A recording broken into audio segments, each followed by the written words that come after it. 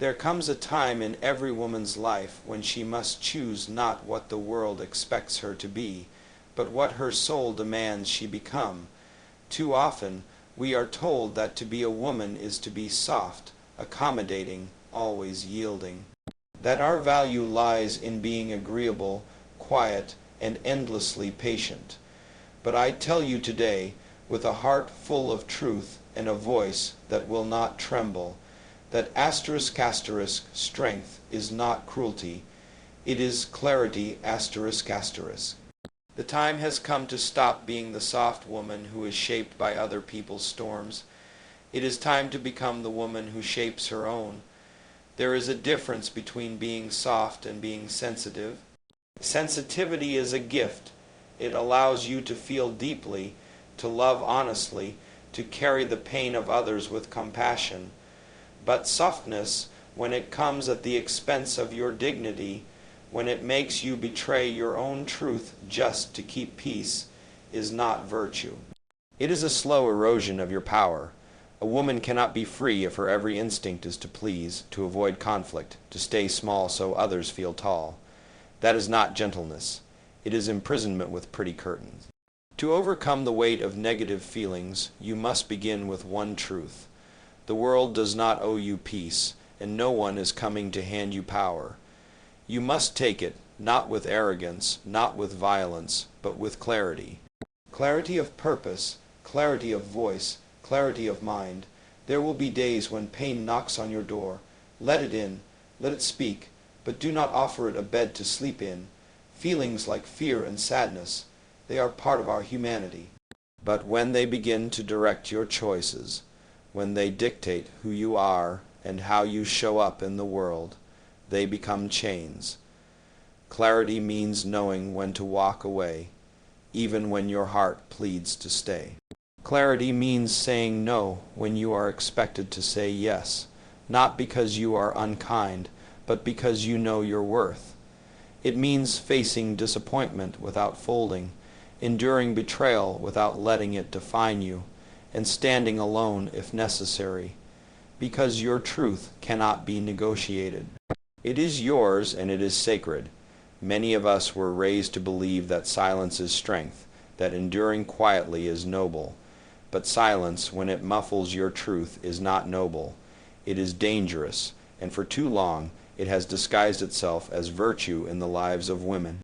Being soft has become an excuse to accept less, to endure more, and to wait longer than we should. But strength, real strength, is not loud. It does not always roar. Sometimes it is the quiet decision to walk away from what is breaking you.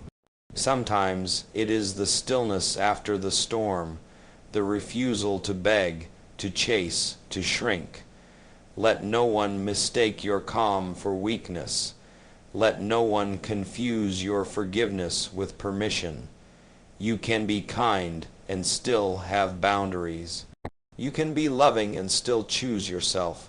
You can be gentle and still refuse to be walked on. That is what clarity gives you. It frees you from the need to be liked and allows you to become respected. And in the end, respect will carry you farther than applause. So, I ask you today, who are you when no one is watching? Who are you when the door is close and all that remains is your reflection in the mirror? If the woman you see is waiting for someone to fix her, to choose her, to rescue her, then she is not yet free. But if the woman you see is ready to choose herself, to rise without permission, to speak even when her voice shakes, then she has already begun the journey from softness to strength. Do not let the world turn your tenderness into a weapon against you. Turn it into wisdom. Let your heart remain open but guarded by truth. And when you are clear about who you are, what you stand for, and what you will no longer tolerate, then no storm, no silence, no rejection can break you. You were not born to be soft. You were born to be whole.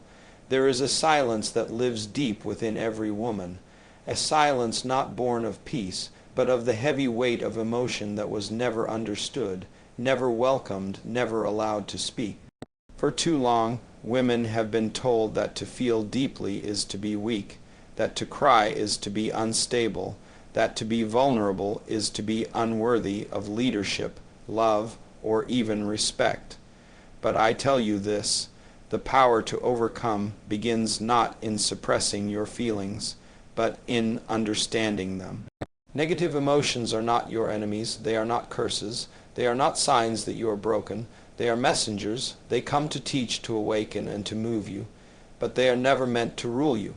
You may feel fear. That does not make you cowardly. You may feel rage. That does not make you dangerous. You may feel sadness. That does not make you fragile. Every one of these feelings is part of the landscape of being human. But the danger lies in letting them sit on the throne of your decisions. When fear starts telling you what you cannot do, when shame starts writing the story of your worth, when anger speaks louder than your wisdom, you begin to lose yourself, one small compromise at a time. There is a voice inside of you that is older than your wounds, stronger than your doubts, and wiser than your fear. But you will not hear it if you are constantly trying to silence what you feel.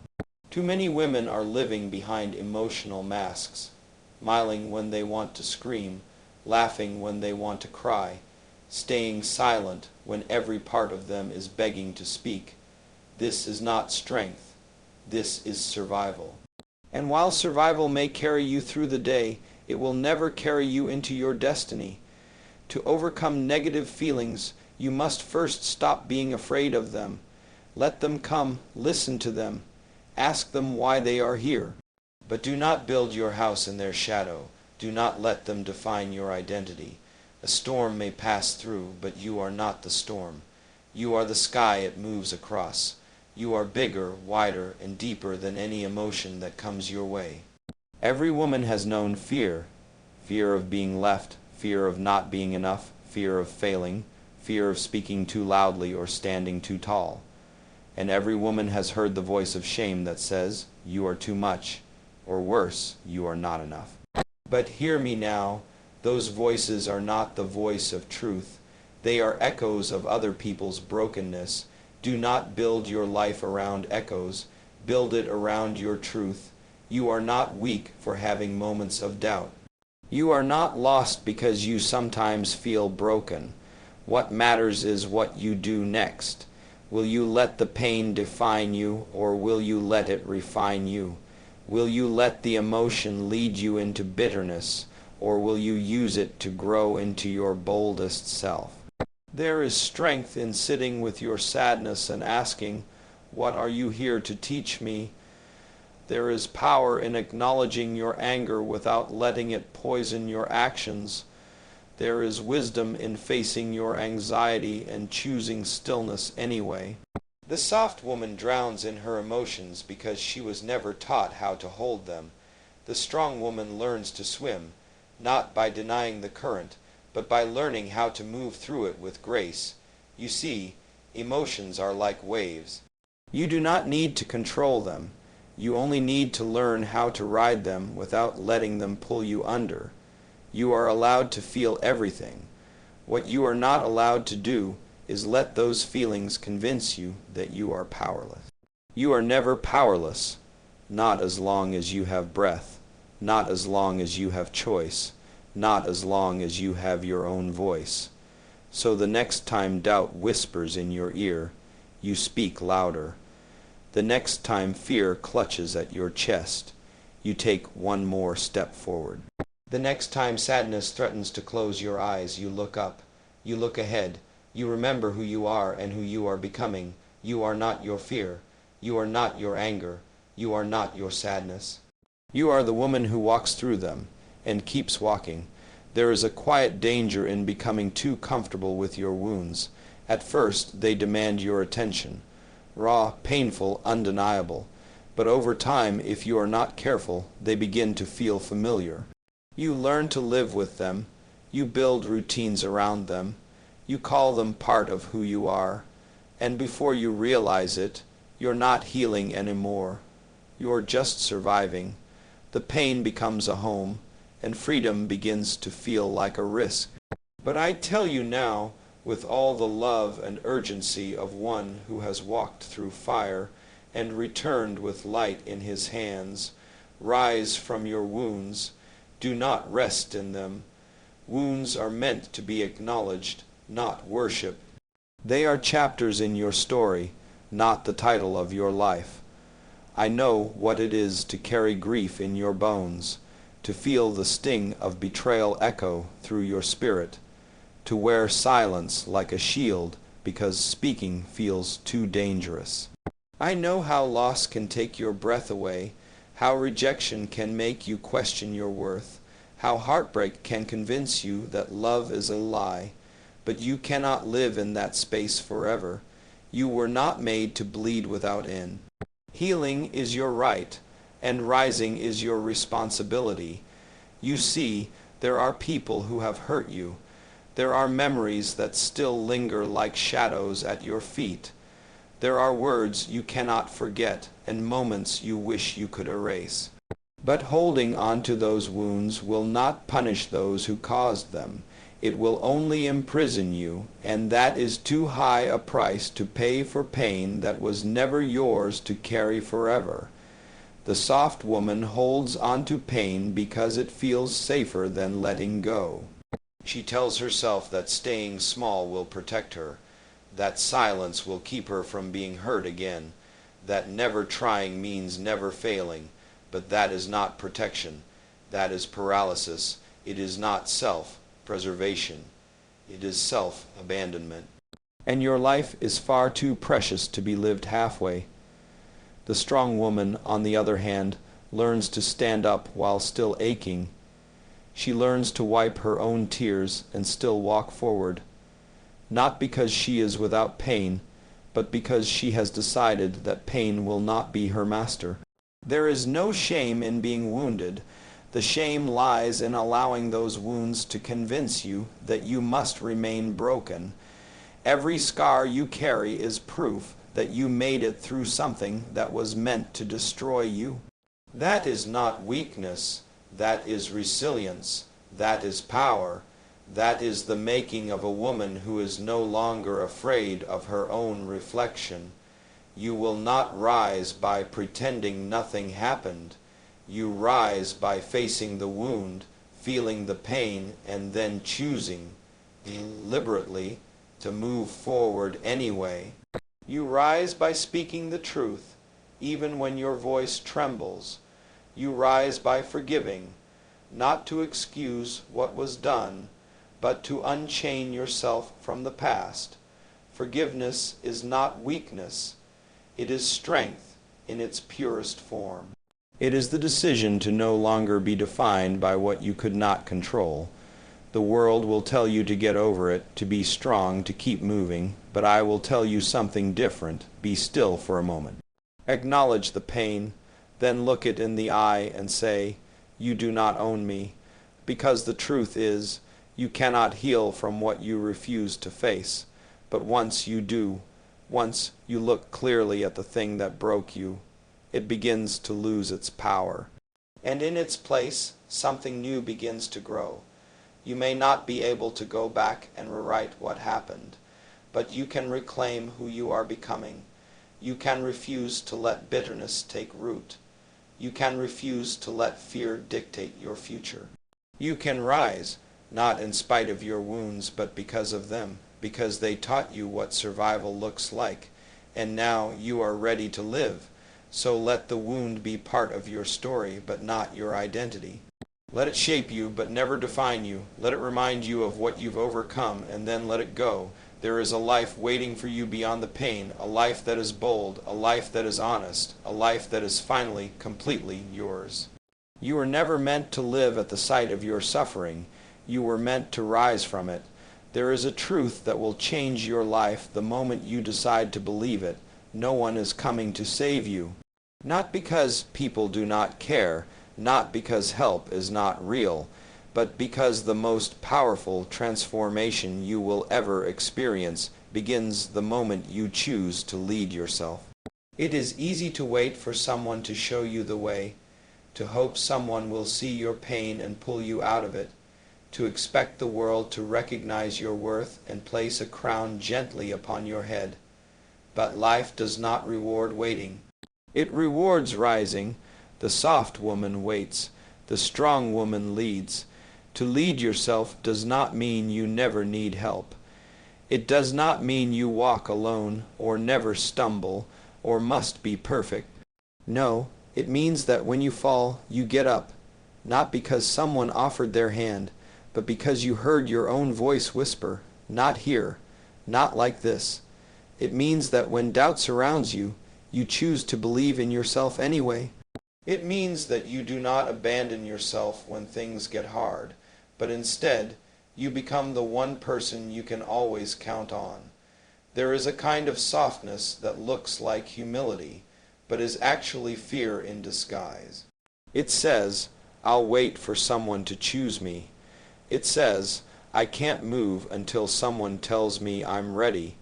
It says, "Let them go first." But leadership, the kind that begins in the soul, is not about waiting for permission. It is about hearing the call within and answering it, even if your hands shake, even if your voice trembles, even if no one claps when you do. You must lead yourself through the nights when you are unseen. You must lead yourself when love doesn't arrive. You must lead yourself when every door stays closed. And yes, you must lead yourself when fear clings to your legs like chains. You must become the kind of woman who does not need a savior because she became her own. Not out of pride, but out of necessity, because you realize that the world cannot give you what you do not first give yourself: respect, purpose, direction, and truth. I have seen too many women trapped in cycles of waiting. Waiting for the apology that will never come. Waiting for the partner who never chooses them fully. Waiting for the day when the fear goes away. But freedom does not arrive in the hands of others. It is something you seize within yourself, often quietly, often painfully, but always intentionally. You stop waiting, you start walking. You build a life not around who stayed or who left, but around the unshakable knowledge of who you are and who you choose to become. To lead yourself, you must first trust yourself. And trust does not come from always making the right decision. It comes from making decisions, learning from them, and standing by yourself when the consequences arrive. It is about choosing growth over comfort. It is about walking away from what once made you feel safe, but now keeps you small. It is about setting the standard, not just for how others treat you, but for how you treat yourself. Speak with more courage. Move with more clarity. Love yourself with more honesty. That is what self-leadership looks like. There will be people who do not understand this new version of you. People who benefited from your softness, from your silence, from your willingness to always bend. Do not fear their discomfort. You are not leading for applause. You are leading for liberation. You are not rising to impress anyone. You are rising because your life demands it. And if your rise makes others uncomfortable, let it. Let them feel what they need to feel. Your duty is not to make others more comfortable. It is to make yourself more free. In every woman lives a leader, not the kind who needs a stage or a title, but the kind who leads in quiet choices, who says, "I will not stay here just because it's familiar," who says, "I deserve more, and I'm willing to walk alone to find it." That kind of leadership does not shout. It simply walks, boldly, faithfully forward. And in time, others will follow, not because you begged them to, but because something about your freedom will give them permission to find their own. This is how the soft woman becomes strong, not by hardening her heart, but by taking full responsibility for her life. By leading herself out of shadows through uncertainty and into the light of her own becoming. You were never meant to be led, only awakened to lead.